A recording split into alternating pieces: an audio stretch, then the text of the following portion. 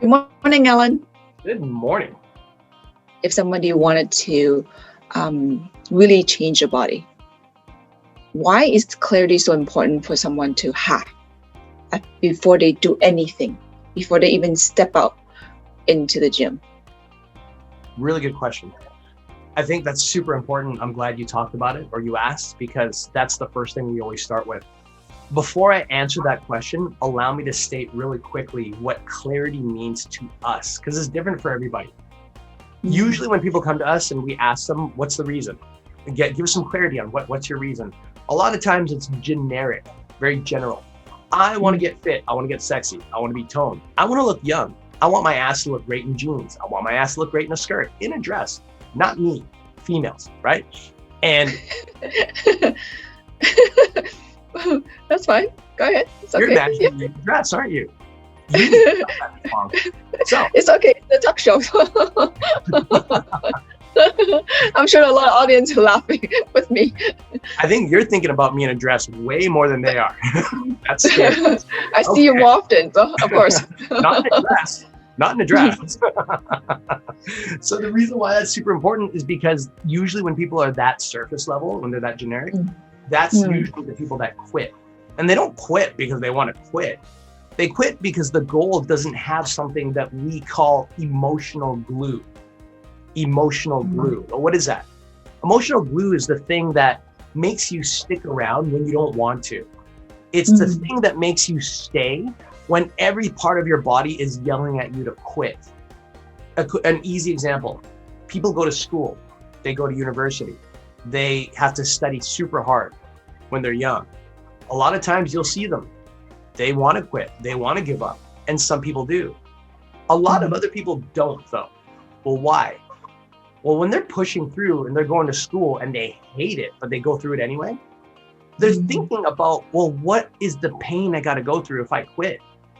Well, perfect example, some of them, mom and dad just probably paid 50 grand, 100 grand for me to get my butt in this school. I got to face them if I give up. My family and friends know that I'm going to be in university to become a lawyer, a doctor, a something. And now I got to face them all and say, I gave up on that. All my peers are going to school and they're studying hard. I'm going to look like a loser. That's emotional glue. Let's fast forward a little bit. Let's say somebody becomes an adult, has a kid.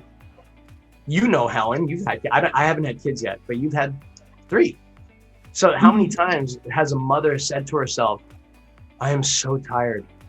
I am so exhausted. I've had 1 hour sleep, half an hour sleep. I've had no sleep, but I still have to get up to feed my kid. I got to change that diaper. I got to drive them to daycare. Yep. That's emotional glue. It's when something is so important to you that there's no way in hell you'll give up on it.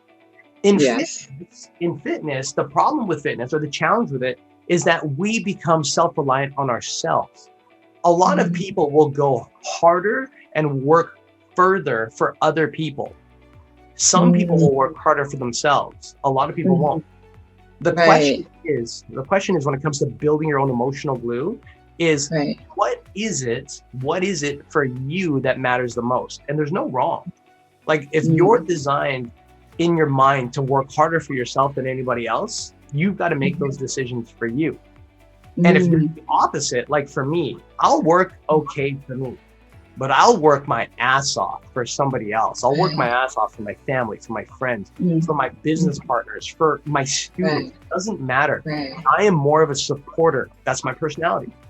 So when I pick fitness goals, I have to pick something where it's made to support someone else. That's when I'll kick my own ass. But if it's just for me, no.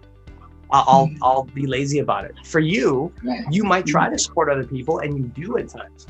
Your biggest supporter is you for yourself, and that's good because you're clear about it. And because you're clear about it, you hit certain goals. And because you hit certain goals, it then gives you the freedom and the ability to go help other people. Because now you can talk about how you hit your own personal steps, got over your own challenges, and then was able to get to this next level of success, what we can call success. And then you can pass that down to your people. But think about that. Without that first ability to build your own personal drive, none of this would have been possible. True. So that becomes the very, very, very first step, is knowing what is your why, and then digging into, well, how do I, how do I get to that place where I've realized that there's this thing I want, either for myself or for somebody else or for other people, and I will stop at nothing until I get that. When a person is clear on their why, the way that they are about school or their work or their kids, they're unstoppable. Unstoppable. Thank you.